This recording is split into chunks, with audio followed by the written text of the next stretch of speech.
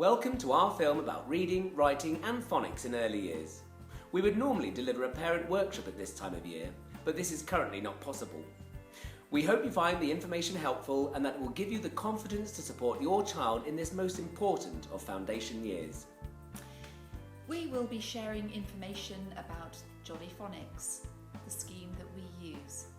We will demonstrate how we teach phonics in school and how you can support your child at home to build confidence with their sounds, blending and reading skills. The purpose of this film is to show how we can work together to give your child the very best start to their reading and writing journey. The whole process is a fantastic triangular partnership between you, your child and the school. How do we assess young children? In the early years foundation stage, there is no formal testing.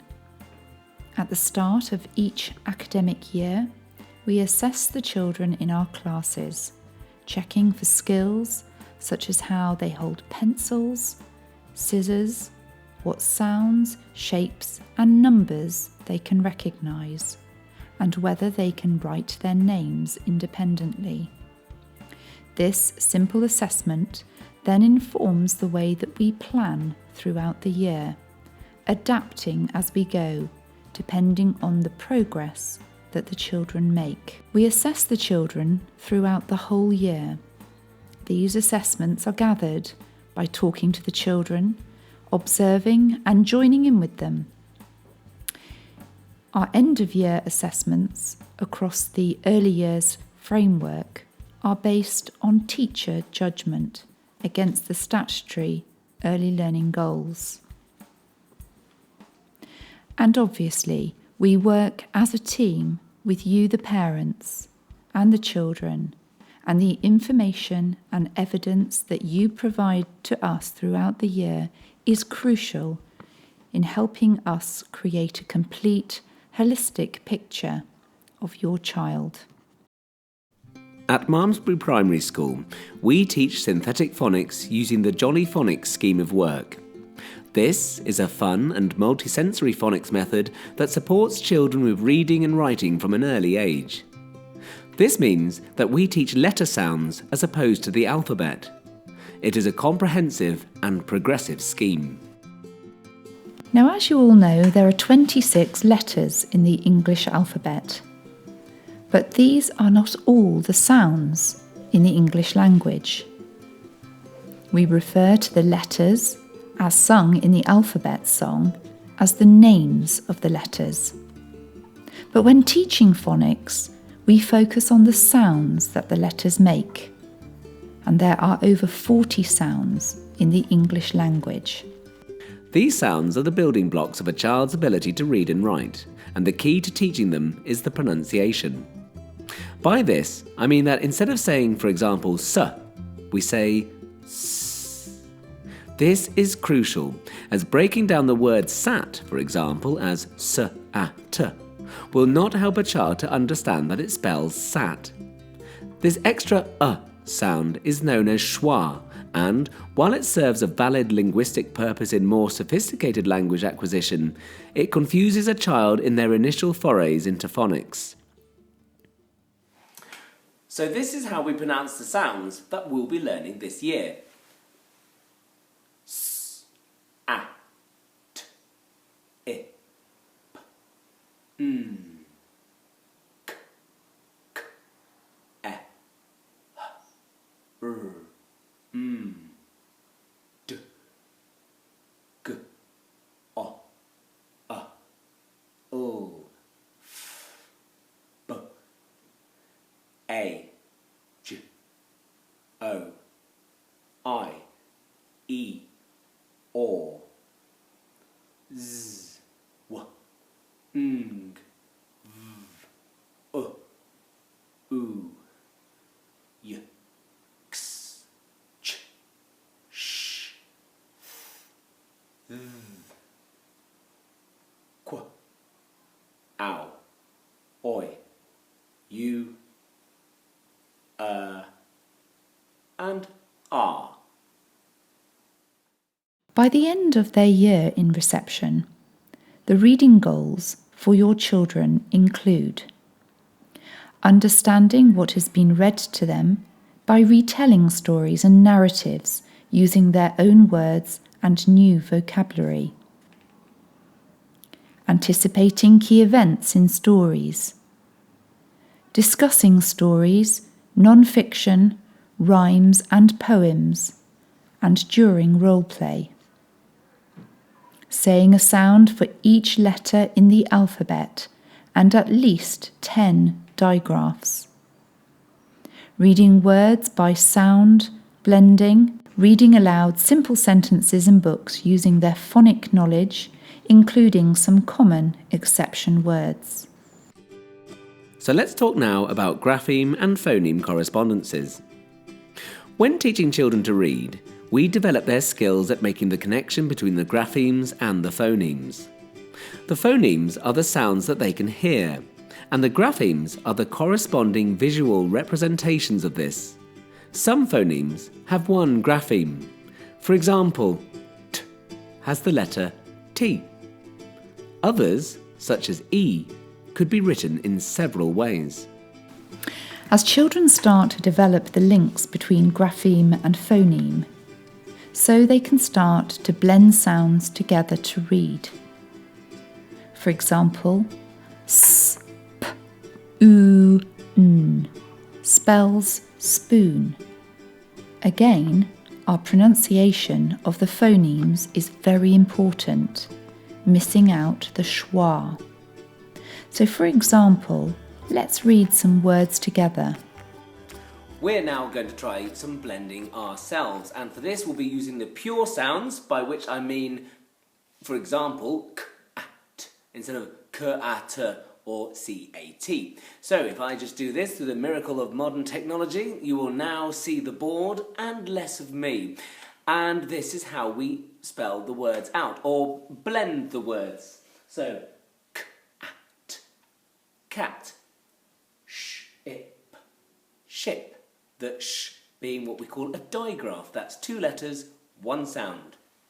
Ch-op, chop. Quack, quack. Moth, moth. And bark, bark. And if you get your children to repeat those sounds together, maybe get them to say them faster and faster and faster and squash them together. Bark, bark, bark, bark, bark, bark. Then it starts to click into place. Common exception words are those words that don't follow the usual phonics rules and can't be read using the decoding method. Rote learning often has a bad reputation, but it can be very effective as part of a bigger strategy for these words. These common exception words, for example, are best learned through repetition.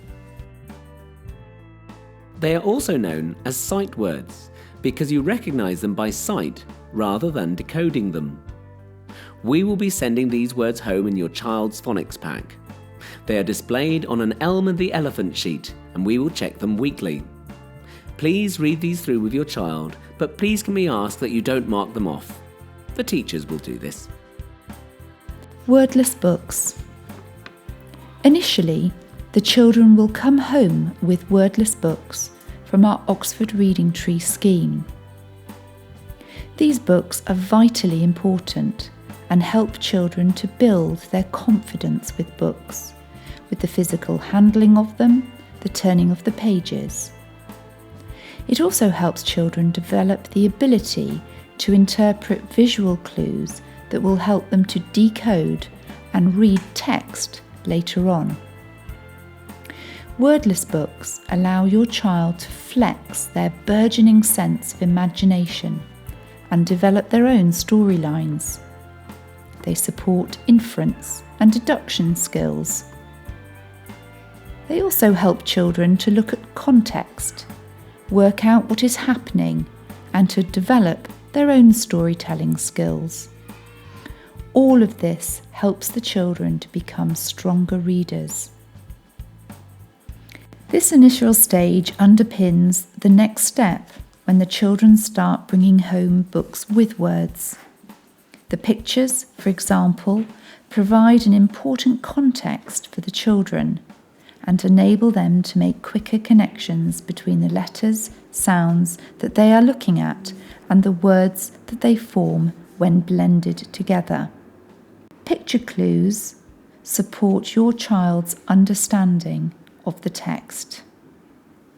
In the next few weeks, we will be sending home a reading book for you to enjoy with your child. Initially, as a first step to this, we will be sending home Wordless Books. Simply, these are picture books. These have enormous value to embedding story language, prediction skills, inference deduction, and higher level reading skills.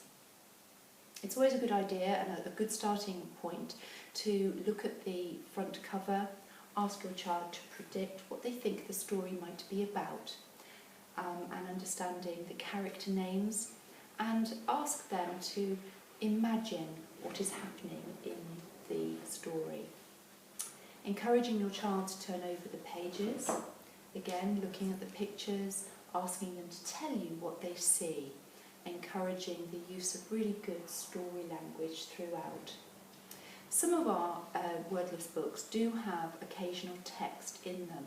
Draw attention to the text, talk about that, and obviously help them with either sounding it out or with recognising those words.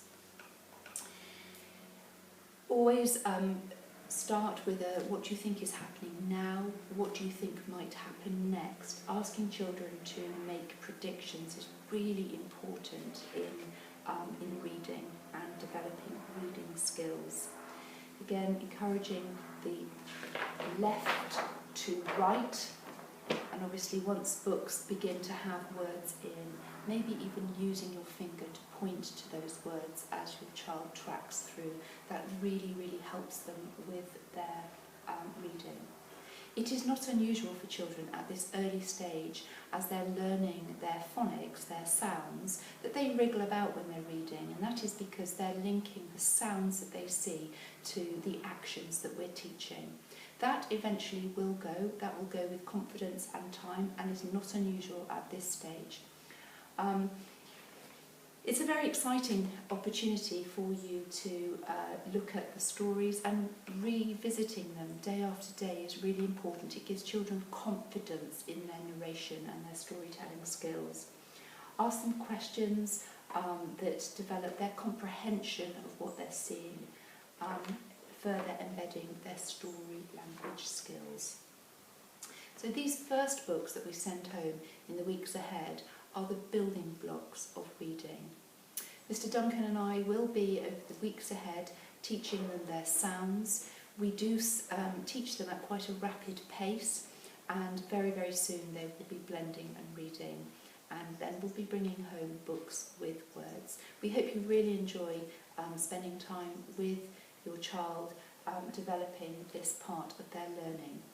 All books are valuable and useful, and children, as you probably have realised, love the repetition of their favourite stories night after night, and that gives and builds confidence to them at a later stage. By the end of their year in reception, the writing goals for your children include writing recognisable letters, spelling words by identifying sounds in them and representing the sounds with a letter or letters, writing simple phrases and sentences that can be read by others. An important phrase here is that phrases and sentences can be read by others. The words within don't have to be perfectly spelt, but instead should be phonetically plausible. The phrase phonetically plausible is very important. We're not expecting children to be perfect spellers by the time they end their year in foundation stage, as they'll not have met all of the different spelling conventions. For example, I and I. They will be revisiting this form of I in year 1. Obviously, we will be modelling the correct spelling and helping children to spell correctly. But it is also crucial to foster in them a love of writing and allow them to give expression to the words and sentences that they are developing in their heads. Phonetically plausible spelling is a brilliant staging post on the way to writing.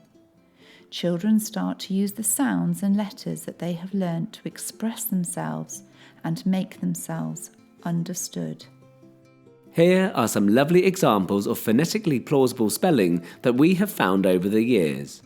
All of them are perfectly legible and show children giving expression to their imagination, feelings, and experiences through writing, which, as teachers, we find thoroughly magical to see.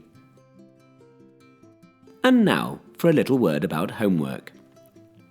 One of the ways that we will be working as a team this year is through homework.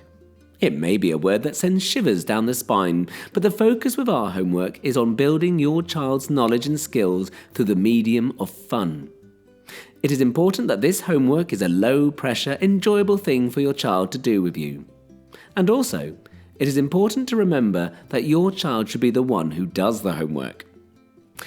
As well as sharing books with your child each day, we also ask your child to complete 3 pieces of homework each term. We provide a tic-tac-toe homework grid, which we will upload to Edmodo. Edmodo is a brilliant, navigable and intuitive online platform that we use for children's homeworking. Each child has their own unique login, which we have already sent home to you.